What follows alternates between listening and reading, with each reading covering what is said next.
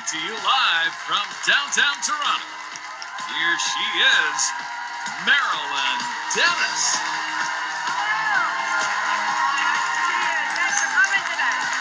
Wow. Awesome. Great. Thank you.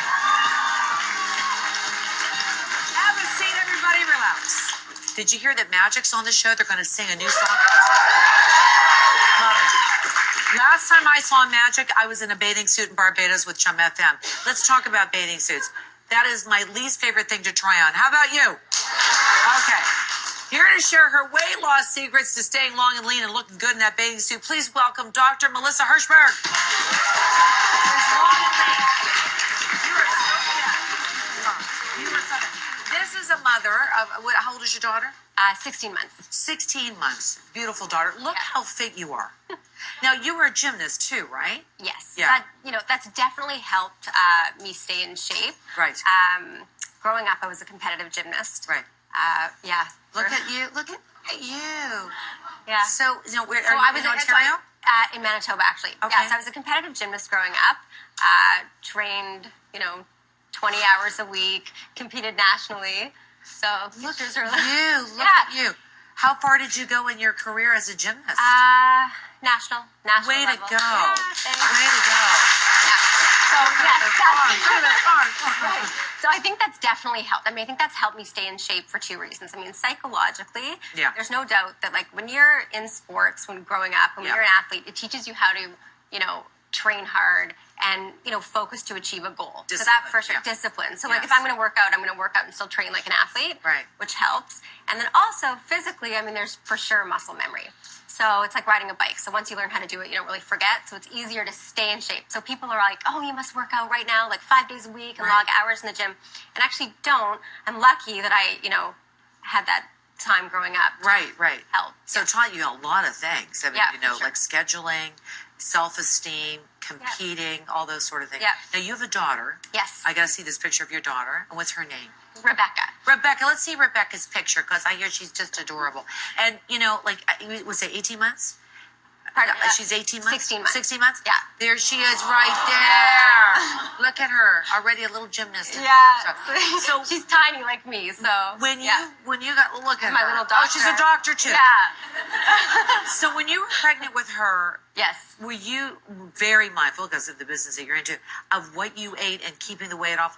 Were you obsessed with it? No, I wasn't obsessed. I sort of, typically they say the healthy recommendation is to gain 25 to 35 pounds during pregnancy. So I aimed to be in that range. Yes. My first trimester, I was starving. I was ravenous. I couldn't eat enough. Right. So I tried to eat healthy foods rather than, overeating. What were you unhealthy really foods. craving, Melissa? Okay, so pancakes are a big thing for me. Pancakes. You want Yeah. pancakes. So I love pancakes, especially ones from Winnipeg. This Salisbury House is a great restaurant. Oh, Anyhow, yeah, so okay. and I would crave.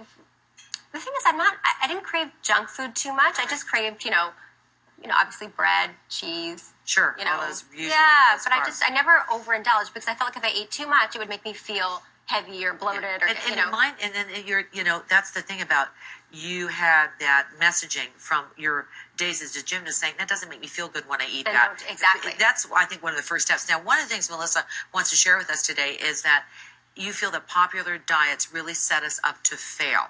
Yes, and that was the topic of my last book, The Rebel Diet. It's about how we need to rebel against these rigid diet rules and instead embrace healthy eating as a lifestyle. Mm-hmm. Because unless we change our mindset to really look at it as that, we'll always be either on a diet or off a diet, on a diet or off a diet. Yeah. And that yo-yoing is not not good. what you want. Not Yeah. good. Not good for your self-esteem, not good for your insides. So let's go talk about these great rules that you've got that we got to break some rules, make some new rules up to be successful in staying healthy. Okay. So these Stay Slim secrets go like this. All right. What do you have there? Okay, so the first rule we're going to break is no cheating. So a lot of people think that, you're going on a diet, you've got to be on this diet, you can't cheat, no cheat foods. As soon as you think that certain foods, are cheat foods, you set yourself up to fail. Right. Because psychologically, it only makes you crave it more. It's like we always want what we can't have. Right. So instead, we need to learn how to indulge all of our cravings, but become the master of portion control. So if you want something, if you're craving something, learn to have it, but literally, have it. Break it in half. Have half. And I think that's a really important thing to recognize that if you've eaten healthy all day long and you're really craving a chocolate bar, instead of ignoring it, and then just binging later, allow yourself to indulge that craving, but only eat half. So give the other half to your friend or throw it away or save it for later. Or what I'm worried about is I want that. Yeah. And I want that. No, but see, so this is a skill. So I'm afraid that I'm going to want more after I have a little bit of that. So that's the skill. And that's why it's a practiced willpower. Yes. Because if you allow yourself to do it and you realize you can have it all the time whenever you want, it loses its appeal. Sure. So you don't necessarily want that. Like sometimes you don't even realize that it doesn't make us feel good to have the whole thing. Often what you're craving is just a little bit. Yeah. It's the whole idea that it's a cheat food or, a guilty pleasure that makes us want to overeat it. Yeah. So that's a good thing. So half your portions. Yeah. So if you want to gain weight, go for seconds. If you want to lose weight, go for halves. Yeah. And just talk to the chocolate and say, I know you want me to have you right Yeah, now. I'm in control of But you. you're not in control of me. Exactly. Got that. Let's move on now. Okay. Eat wet and low GI carbs. What do you mean by all of it? This is really interesting. Okay, so another rule we've all heard of is, no carbs. So people think if you're going on a diet, you can't eat carbs. I don't know how people can do that. Yeah, you can. It's impossible. So carbohydrates are everywhere. Carbohydrates are fruit, vegetable, beans, legumes, dairy, starch. You can't avoid it. It's our main fuel source. And carbohydrates are healthy. They're packed with nutrients. They have fiber. So we need to learn how to eat them, but the right ones and in the right portion. So the first rule, if you want to follow one, is go for wet carbs over dry carbs. All right. So in other words, eat the grapes instead of the raisins. It's the same food, except for the grapes have all this, water to fill us up and make us feel full, whereas the raisins are dehydrated, and so it's easy to overconsume them. Same thing with potatoes. Have a full sweet potato that has the fiber, that has the water, and not the potato chip. Have the corn on the cob, not the popcorn. So it's these dry, crunchy carbs that are often processed, and they're easy to overconsume because all the water is taken out of them. Right. So that's, a good... That's a good one. That's a good one. Yeah. And again, this will fill you up. Exactly. Yeah. It's got the water content. It will fill you up, whereas the dried version is just you can eat and eat. It's like the hand to mouth. Okay, next thing is glycemic index. If you're going to choose a carbohydrate, try to go for the lower glycemic index variety. So glycemic index, just for a recap, tells us how quickly the carbohydrate is going to spike our blood sugar and our insulin. And when that happens... And when that happens, it just causes us to want more and more, and it's easy to lay that down as fat calories or as fat. So what you want to do is choose a whole grain bread over white bread. If you're going to have pasta, try to look for a variety that has higher fiber or a higher protein. So this skinny pasta is great because, again, it tastes good. You get to, indulge your craving for pasta, but it's a healthier version. But what is that?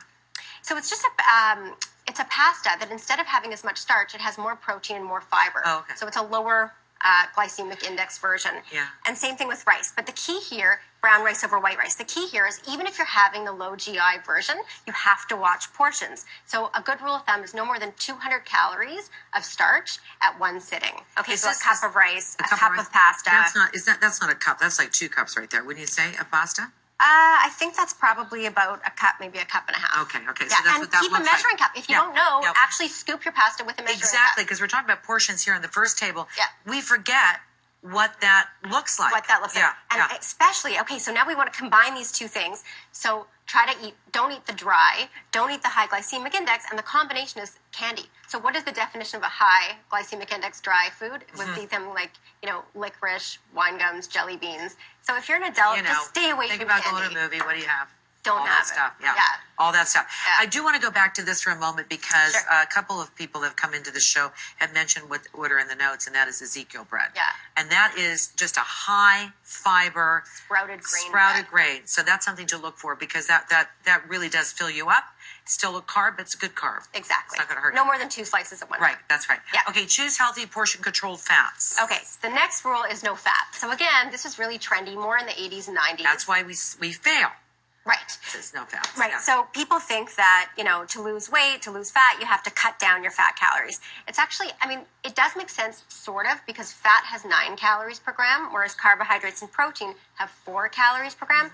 However, fat keeps us full and satiated. It's also important to build hormones, to transport vitamins. So if you're going to choose a healthy fat in the right portion. So a few of my favorites are almond butter or a natural peanut butter, 1 tablespoon.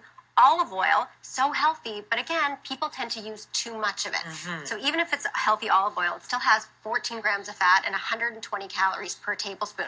So if you're going to add it to your salad, no more than 1 tablespoon, and dilute it with vinegar or healthy spices. Same when you're cooking fish like salmon or a healthy protein, it has fat in it, so you don't need to add oil to it. If you want to add flavor, use a dry rub or a healthy spice. So David's spices are great, no salt, low in preservatives, add tons of flavor without adding, the sodium. A couple questions that I have. So almond butter or pumpkin butter, that's okay too? Sure, but pumpkin butter has more carbohydrate. Again, so the pumpkin is a carbohydrate, whereas the almond has more protein. See, that's good to know. So I like almond butter and I like natural peanut butter. Okay. I think it fills you up, so it's got the healthy fat, and it fills you up because it's got the protein. And again, if you use it in just 1 tablespoon quantity, it's the right amount of calories. And what do you have right here? What's this? Flax. Flax. So again, so flax has got those healthy omega-3 fatty acids. When you go out to a restaurant, what do you order to stay fit? I order whatever I'm craving, but then I have the right portion. So if I'm really craving the pasta on the menu, obviously I try not to get it too heavy cream pasta. Right. But then I'll only have half, and I'll have a salad with it. If I'm craving, fish, I'll go for a piece of fish, but I ask them not to drizzle it or add any oil to it. Just leave it plain. Just leave it plain. Yeah. Veggies, a big thing that I see people make a mistake on is they think they're eating healthy. So they don't choose the pasta. They don't choose what they're craving. They choose, the fish and veggies, but then the veggies come doused in oil and doused in salt. It's, it's almost more calories. Right. So you're specific. I want the fish and I want the vegetables, no oil. But don't add any oil to it. Yeah. Now, how do you keep track of your calories? Okay. So if we come over here, I think that if you practice healthy eating for long enough, it just becomes ingrained in you that you know the right portion. But if you're just getting started out, there's lots of apps that can really help. So what you can do is download an app. A great one is MyFitnessPal. Yeah.